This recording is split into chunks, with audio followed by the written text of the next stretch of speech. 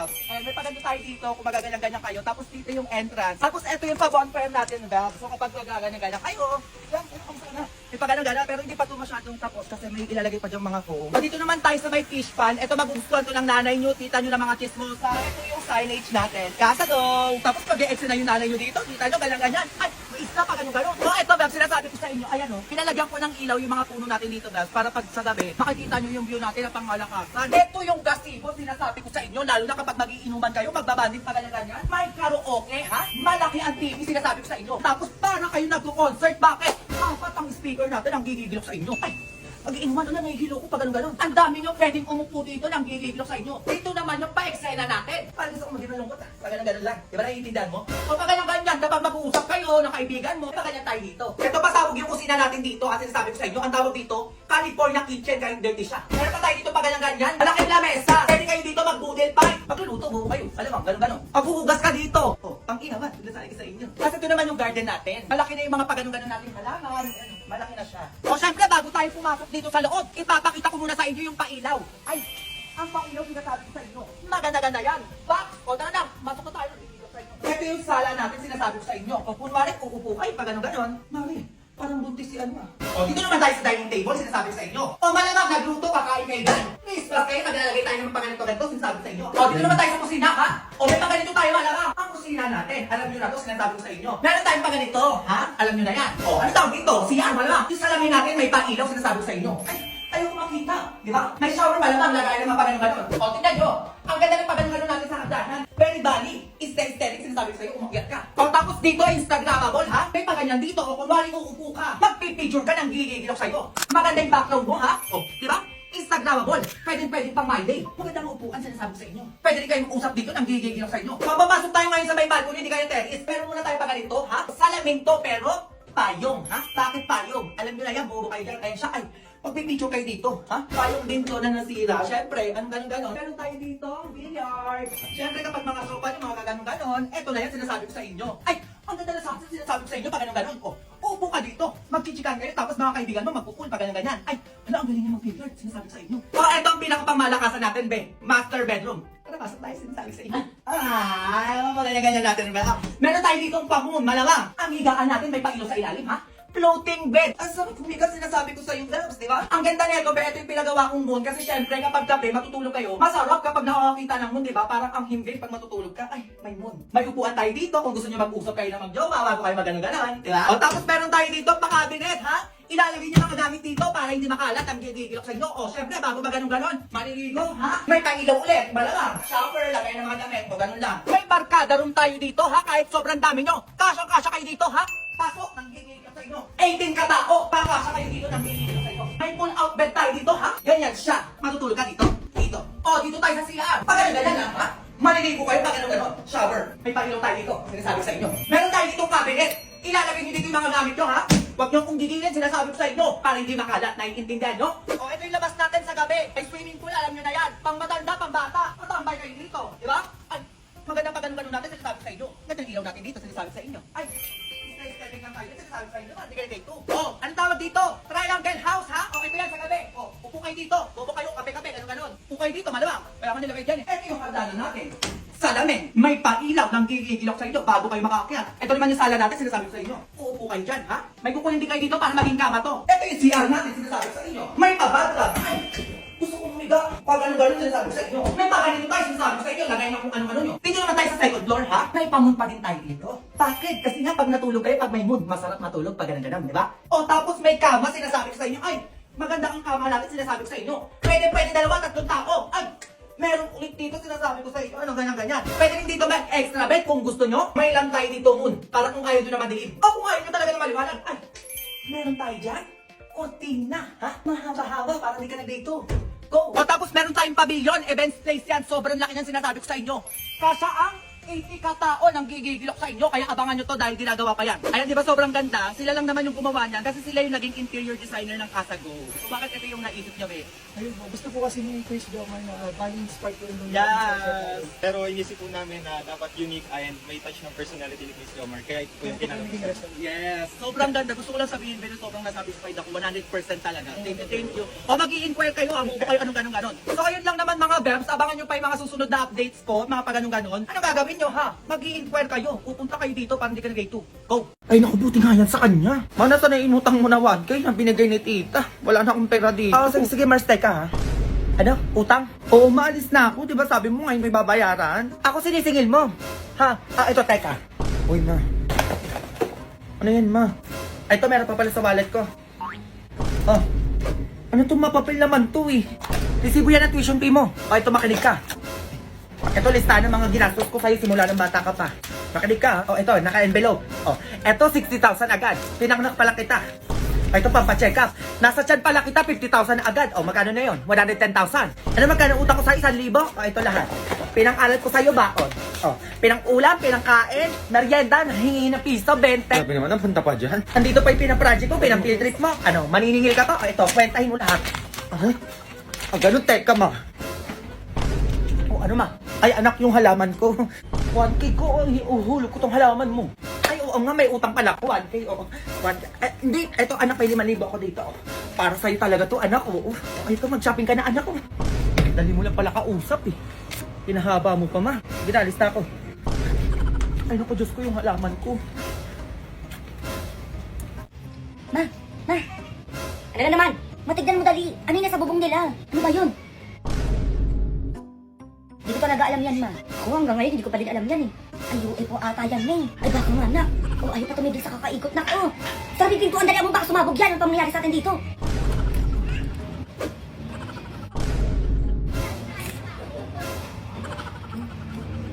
Next! Ay, hello po. Anong kukunin mo? Ay, valid ID po sana. Sige, pengen ID. Ay, wala pa po akong valid ID. Kuha pa lang po sana ako ngayon. Ay, paano ko nabibigyan ng valid ID kung wala ka pang ID? Ay, paano po ba pwedeng gawin? Umalis na lang.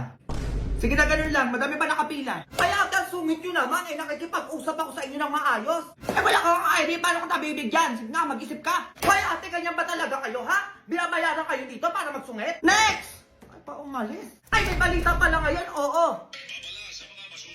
Ay! Nakasimangot na empleyado po ng gobyerno, Oh! maaari kayo masuspinde o kaya matanggal sa trabaho. Ay! Narinig mo yan, te, masuspindi o di kaya matanggal sa trabaho. Eh, paano ba yan, te? Ang sungit mo ngayon. Ay, anong gagawin natin ngayon yan? Ay, parang ayun yung manager nyo. Teka nga. Ay, sir, valid ID po, di ba? Oo, bakit? Eh, paulit-ulit tayo, di ka nakikinig. Ay, eto, sir, wait. Ilang valid ID po ba? Isa lang, dalian mo dyan. Ay, gawin na po natin 4. Oo, para madami na po kayong ID. Ay, yun eh, pwede naman pala. Ay, gusto nyo na susungit-sungit pa kayo dyan. Ngumiti ka. Ay, ito, sir, 4 na valid ID na po ito. Sige po, alis na po kayo. Ayan, ganyan nga. Next! Ay, ano yan? Ang sungit ang tono ah. Ay, next. Oo, ano po kukunin nila? Ay, valid ID po. O, valid ID daw. Ay, sure, ma'am. O, sige. Bibigyan ko kayo agad ng 4 na valid ID din po. Hala, totoo ba yan? Opo, ma'am. Ano ba kayo? Ang bait ata nila ngayon. Eh, kasi pwede na matanggal o di kaya masuspende sa trabaho kapag nagsungit, di kaya nakasimango. At diba, tayo, narinig mo sa balita kanina? Umayos kayo dyan, ha? Sinasabi ko sa inyo. Ngumiti ka ba?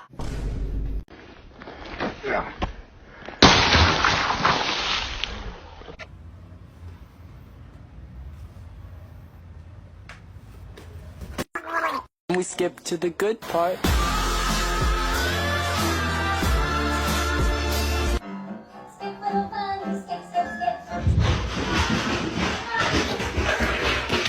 Nak, binigyan ka ba ng ninang mo na pamasko? Oo ma, ito 10,000. La, laki ng binigay sa'yo, samantalang sa akin wala. Ano? Hindi ka binigyan? Oo ma, dati binibigyan naman ako nun eh. Saka dapat kami matatanda yung binibigyan ng pamasko kasi kami yung maraming gastusin. Oo nga! Aba, kinagigil na naman ako ng babaeng yan ah.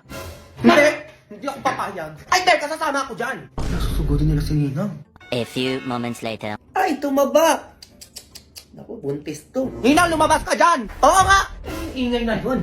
Ay, Ninang, O bakit? Anong nangyari sa inyo? O Ninang, pamasko ko. Oo nga, bakit di mo binigyan tong anak ko? Hoy, anong petsa na pamasko pa din? Tsaka malaki na yung anak mo, bakit bibigyan ko pa yan? Hindi! Walang malaki-malaki! Kami dapat yung matatanda yung pinapamaskuhan nyo! Kasi kami yung maraming bayarin at gastusin! Tama yon! Hindi yung bata pa yung papamaskuhan nyo na wala pang alam gastusin yung pera nila! Eto kami oh! Eto, madaming gastusin, bayarin, ano ba? Oo nga naman, Mare, mag-isip ka naman! Ay, hindi ko din sa bunso niya yung binigay ko sa kanya! Na wala nang bawian lang, ano yan? Binigay mo ni. Pamasko ko nilang dalian mo, madami pa akong parcel na babayaran. Dalian mo na nga, sinasabi ko sa'yo, bigyan mo na tong anak ko. Kung ayaw mo magkabaranggayan tayo dito. Grabe! Sabi nito na yung pamasko ngayon, mapapabarangay ka ba pag di ka nagbigay? Eh ganun talaga! Eh pumayag ka pa maging ninang na itong mga anak ko kung di mo lang din naman pala papamaskuhan. O eto, 1,000. Lati, 1K lang. 10K na binigay sa akin eh. Ay ano yan bang bata? Hoy, matanda-tanda na to. Dapat malaki-laki na yan dyan yung ibibigay mo. O nga naman, kahit mga 15,000 o 20,000 lang. Hoy, ano yan, Mana? Ikaw na nagdidesisyon? Ikaw na naman yung resyo? Sobrang OA nyo naman. OA! O, etong sa'yo barangay. O, eto na!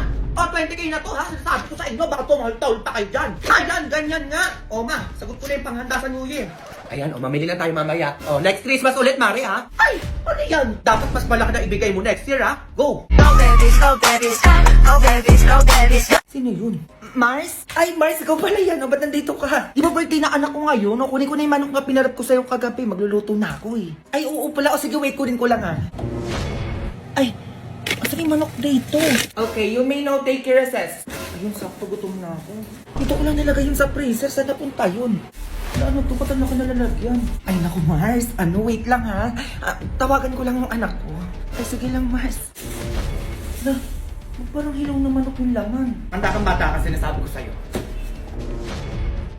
Hala, ito yung pinarip ni Aling Basing kagabi. Patay ako kay Mama. Hala, si Mama. Ma. Hello! Nasaan yung manok na pinarit sa akin ni Basing kagabi?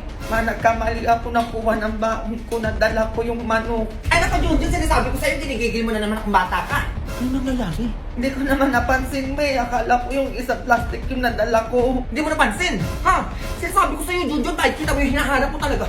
Ma, Junjun, ano yan? Ang sabi ko mag-recess kayo, hindi mag-cellphone ka dyan. Mama, emergency lang po sa bahay. Baka pwede na po ako umuwi. Kailangan po ako uwi. Ay, anong nangyari dun? Ay, Mare, yung pinarip mo palang manok ay nadala na Junjun sa school nila eh. Ay, ano ba yan, Mare? Di man lang kayo nag-iingat sa pinarip sa inyo? Ay, parang galit ka pa, Mare. Eh, ikaw na nga lang nagparip dyan. Ay, sorry, Mars. Ma. Oh, nasan yung manok? Ay, nandito sa bag, Ma. Ito, oh. Ayun. Oh, nabulok na, Junjun. Nakikita mo, ha? Mare, ito pala yung manok mo. Oo, sensya ka na kung nabulok, ha? Ano ka ba, Mare? Okay lang sa akin. Oo, nakakagigit pala magparep sa inyo, eh. Sige, uwi na ako. O, nakita mo yon ha? Imbis na bigyan tayo ng handa para may pang merienda tayo, wala na. Ma. O, eto kang bata ka, teka. Ma. Etong sa'yo, halika. Oh! Ibigin ka, maliligaw at malayo ang tanaw. Pinipigilan ang puso, pinipilit ay Tama ka lima mo. Subo ko nung gigigilak sa'yo. Ma, pae at may ate na dyan. Ano ba yan, madali na? Ay, wag mo akong ate. Ang sinasabi ko sa'yo, pagod ako. Bayan mo, huwag ka nang tumingin. Ma, ayaw lumabas. Labas ka muna doon. Ano kayo, napaka-ate mo naman? Ako nang gigigil ako sa'yo. Bisa tapos na ako dito. Bilisan mo dyan, ha? Bilisan mo dyan! Anong oras na? Yun. Bakit kamukha ko yun? Anong gagawin niya sa CR? Ay, ang baho! Ano yun? Nag-CR ka tapos di ka nagbukas. Halika dito. Ikaw? Asan na yun? Nandito lang yun eh. Look, sobrang OA. Di bagay sa'yo yung magulat o mas lalo kang pumapangit. Tigilan mo yung ganun-ganun mo. Ay, sorry ah. Eh, ano ba kasi yung nasa mukha mo? Pampapreste. Ito yun, no? Skin Typic Mugwort Clay Stick. Ikaw na lang ata din nakakaalam na ito. Ay, shala. Buga ng mga double ganger ngayon na updated. Alam mo, be, di ba double ganger mo ka, di ba? O, tapos, di ko gagayahin yung kahagardan mo. Mukha kang pagod na pagod. Look, Yabang na ito. Alam mo, kakauwi ko lang. Ay naku, gumamit ka na nga nito. Dalian mo para pumrush ka naman, oh. Oh, para saan naman to? Papatreat ng acne pimples yan. Tsaka di ka na makakasal na maghalo-halo ng ilalagay mo sa face mo. Ayan, i-apply mo na lang agad. At tsaka madadala mo kung saan-saan kasi maliit lang yan. Oo nga, no? 2 to 3 times a week lang yan, baka umuwi ka na naman dyan. Okay. Ano ba naman ko na yung sa akin? Tignan mo yung face ko. Sobrang lambot. Parang puwet ng baby. Ay, oo nga, no? Sige na, dyan ka, nalis na ako. Uy, wait lang. Nag-aaral ka din ba? Ba't mo naman natanong yan? Ano na naman yun? Ay, may quiz kasi kami bukas, oo. Eh, total magkamukha naman tayo. Baka pwedeng ko na lang pumasok sa akin. No,